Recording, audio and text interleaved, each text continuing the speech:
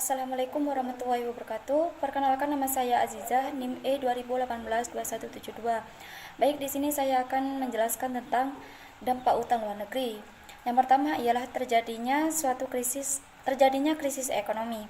Nah, krisis ekonomi sendiri di sini terjadi karena disebabkan adanya ketimpangan neraca pembayaran internasional, sehingga apabila terjadi rus akan mengancam posisi cadangan devisa suatu negara. Akhirnya akan mengakibatkan terjadinya krisis nilai tukar mata uang nasional terhadap valuta asing.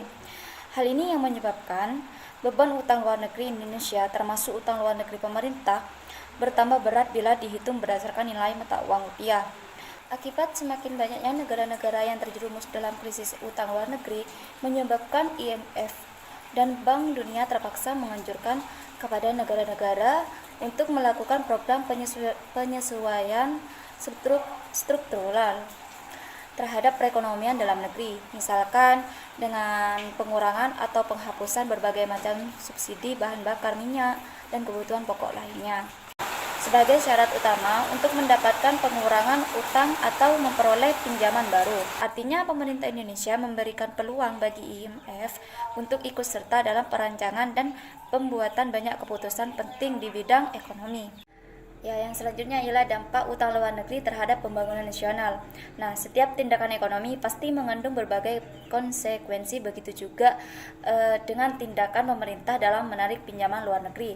Nah, dalam jangka pendek, pinjaman luar negeri dapat menutup defisit APBN, dan ini jauh lebih baik dibandingkan jika defisit APBN tersebut harus ditutup dengan pencetakan uang baru, sehingga memungkinkan pemerintah untuk melaksanakan pembangunan dengan dukungan modal yang relatif lebih besar tanpa disertai efek peningkatan tingkat harga umum yang tinggi.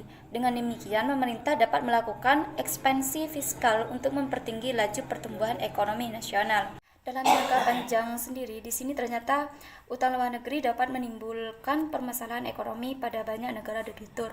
Di samping beban ekonomi yang harus diterima rakyat pada saat pembayaran kembali, juga beban psikologis politis yang harus diterima oleh negara debitur akibat ketergantungan dengan bantuan asing.